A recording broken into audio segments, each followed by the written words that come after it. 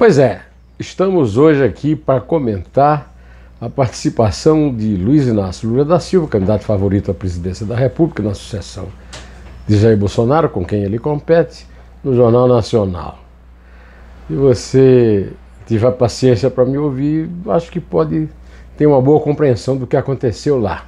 Não tem outro assunto para tratar nesta sexta-feira, 26 de agosto de 2022, que foi o tema dominante do Jornal Nacional na quinta-feira, no horário nobre da televisão.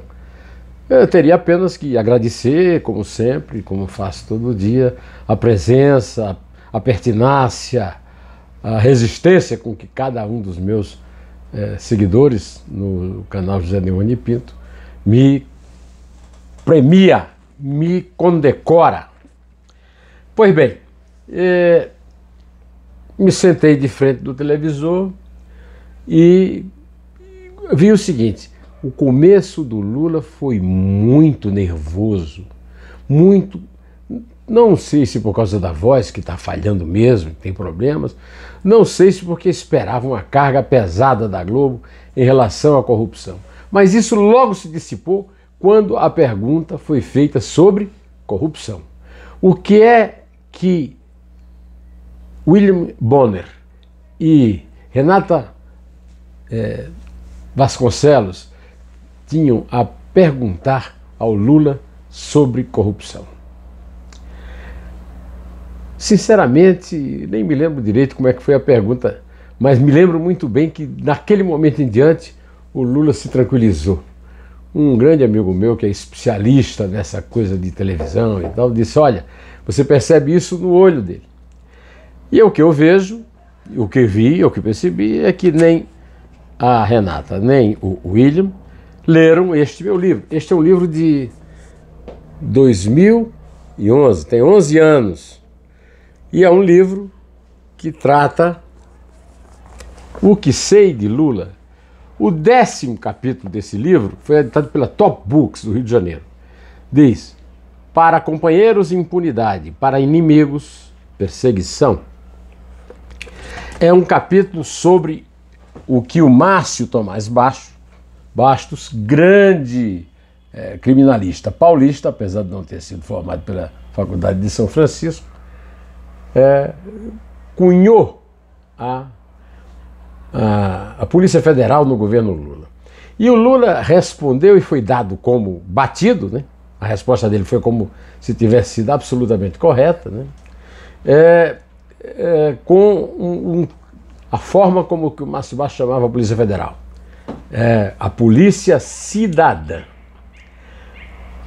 Ontem, no Jornal Nacional, Lula elogiou Márcio Tomás Bastos e disse que Paulo Lacerda era um diretor que não permitia intervenção na Polícia Federal. Paulo Lacerda era o líder do grupo petista da Polícia Federal. Quando Lula assumiu em 2006, né, o Paulo Lacerda foi chamado exatamente para cumprir a tarefa de enfrentar os outros grupos que se formavam na Polícia Federal e transformavam a Polícia Federal numa polícia cidadã por obrigação.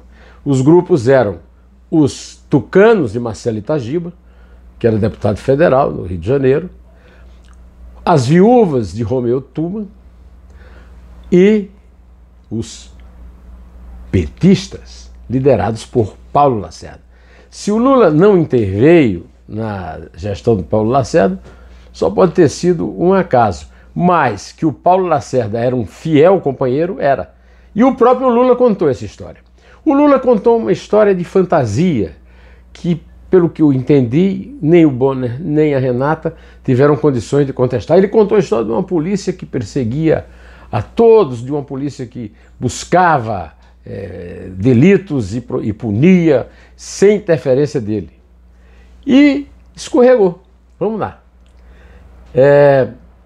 O Lula disse que em cadeia nacional, ontem, que ele era avisado com antecedência das iniciativas da Polícia Federal.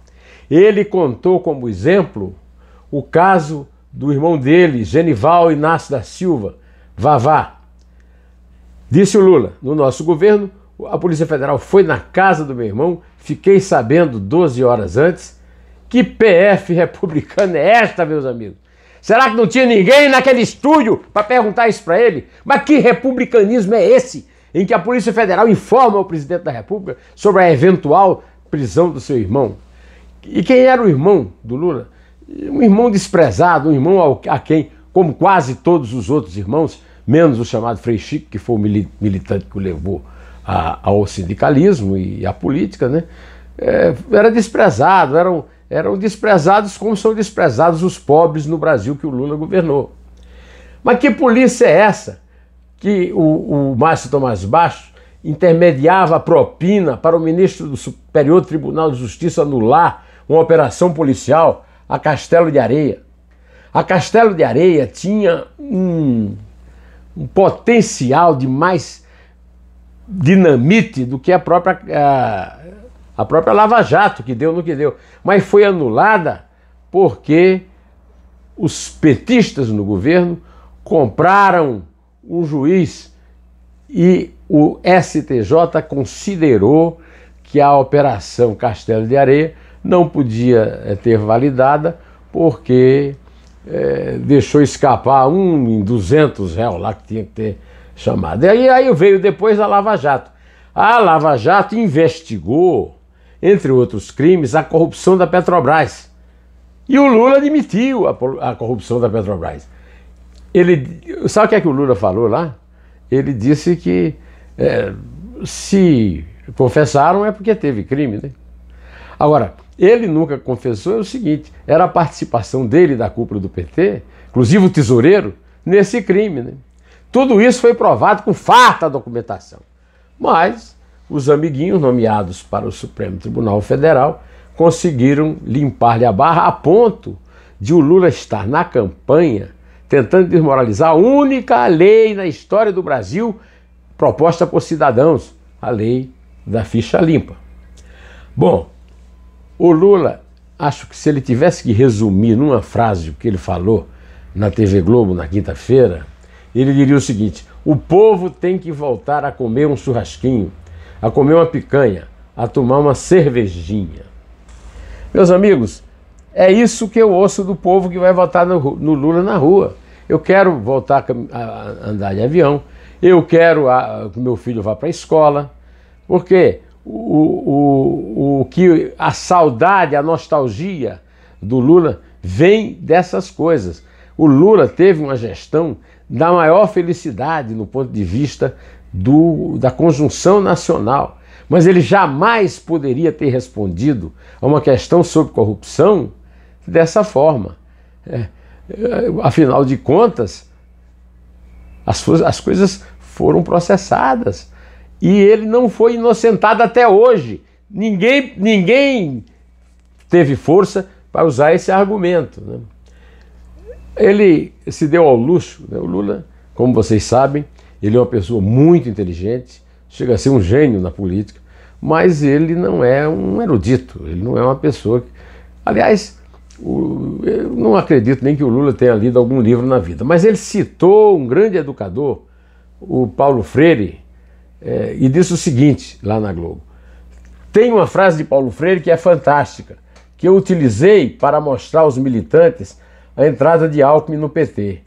De vez em quando a gente precisa estar junto com os divergentes para vencer os antagônicos. A frase não é bem essa, a frase do Paulo Freire, mas a tradução dele foi boa dentro do que ele pretende com ela, né? E agora nós precisamos vencer o antagonismo e o fascismo da ultradireita. Bom, o Lula deu longas explicações sobre a presença do Alckmin na sua chapa. O Alckmin foi um adversário pesado do Lula em 2010, porque tinha acabado de explodir o Petrolão e os tucanos foram para cima. E o próprio Lula lembrou na entrevista, na quinta-feira, que a polarização nasceu mesmo entre o PT e o PSDB. Só que depois o Lula esqueceu de contar que o PSDB terminou com o seu líder máximo, Aécio Neves, se bolsonarizando, né? o que já era esperado, tendo em vista a sua carreira, né? Mas para explicar isso, o Lula foi muito infeliz, porque ele recorreu a um episódio do futebol. Na quarta-feira, o jogo Flamengo e São Paulo, pelas semifinais da Copa do Brasil, houve quase uma confusão envolvendo Rafinha, lateral direito do São Paulo, e Filipe Luís, lateral esquerdo do Flamengo, que terminou quando o Filipe Luís explicando para a polícia que, na verdade, eles eram amigos. Essa frase, a história é muito fraca, não traduz nada do jogo, mas foi usada pelo Lula para mostrar que, no fim, a polarização que ele defendeu, porque foi ele quem inventou, em 2010, para escapar da punição lá na questão da Lava Jato, né? Termina sempre em chope, mais do que em pizza, né? Pois é o que eu vivo dizendo aqui. Hoje não há uma polarização a falsa polarização entre o Lula e o Bolsonaro esconde, na verdade, um jogo duplo que eles fazem para que um eleja o outro. Porque a única forma que tem os dois de se eleger é ter como adversário o outro. Um atende ao outro. Mas cada um com as suas armas, né? O Lula, o máximo que ele chama-se o Bolsonaro de genocida, a Covid e tal, mas o máximo que ele fez com o Bolsonaro foi uma piadinha, o chamou de bobo da corte, uma expressão usada ao discorrer sobre o chamado orçamento secreto. E aí eu faço um parêntese para dizer para você que hoje cedo um comentarista da Globo, o Ricardinho, comentou exatamente isso. A Globo fez uma entrevista de 40 minutos com o Bolsonaro, participante e criador do orçamento secreto, o maior escândalo de corrupção da história do Brasil. Colônia, monarquia, república, orçamento tem que ser aberto, não existe orçamento secreto. E não foi feita nenhuma pergunta ao Bolsonaro sobre isso. Aí perguntaram ao Lula. Essa pergunta sobre o orçamento secreto não tem o menor sentido, é surrealista, veio também junto com uma espécie de campanha contra a Dilma, uma tentativa de colar o Lula com o fracasso da Dilma Rousseff, que terminou com o Brasil praticamente quebrado e ela fora do governo. Acontece o seguinte, o Lula matou essa tentativa com uma frase popular: rei morto, rei posto. A presidência Dilma, boa, péssima, tendo sido indicada pelo Lula, não, a presidência Dilma não tem nada a ver com o que o Lula está discutindo agora, 8 anos depois de ele ter saído do governo.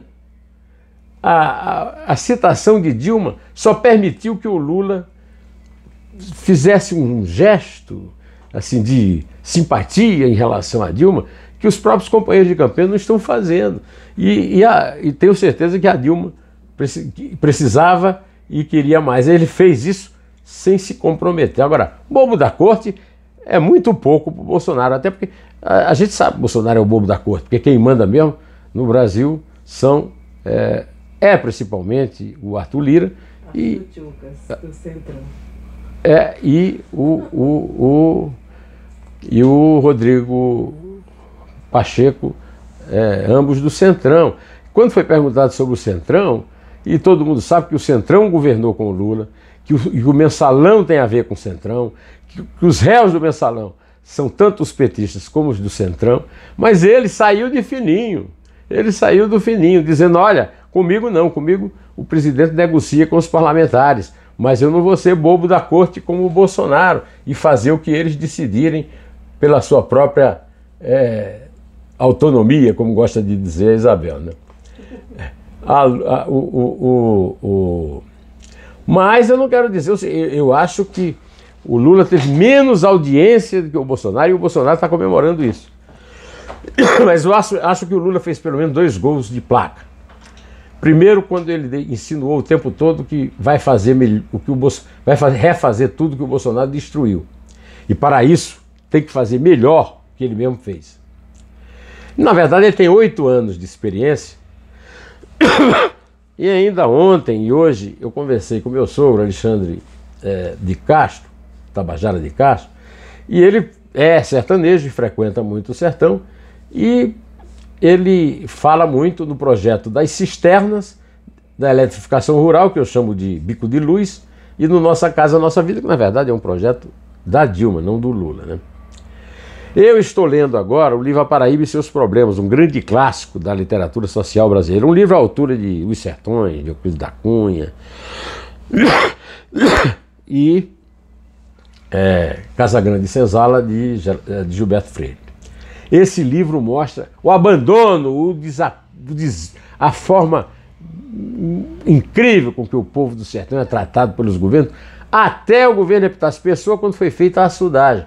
Depois de Epitácio Pessoa, foi tudo abandonado de novo, e o presidente que tem melhor imagem no sertão é o Lula, por um motivo muito simples. As cisternas, que resolvem o problema da água doméstica, o Bico de Luz levou a eletrificação rural para o sertão inteiro, e a construção de casas que, além de construir a casa para o cara morar, ainda arruma emprego numa época de desemprego, que é a época das secas, né? O Lula não deixou de repetir, de certa forma, o que o Epitácio fez. Mas o Lula inventou a polarização para se livrar do mensalão em 2010 e agora a defendeu. Citou logo de saída, como eu falei, os prolegômenos da polarização PT e PSDB, e disse que a polarização vale no mundo inteiro e que é uma forma democrática, mas dentro do estilo Rafinha, Felipe Luiz. Somos amigos, estamos aqui fingindo, isso aqui é todo um grande teatro. Para terminar, eu queria lembrar que os elogios que o Lula fez ao Alckmin são elogios que ele nunca fez antes e que o Alckmin ouviu com grande satisfação, porque o que o Alckmin falou do Lula na campanha em 2010... Só que a lembrança que o Alckmin deve ter dessa campanha é terrível, porque o Lula massacrou o Alckmin com toda a fama do mensalão em todos os debates.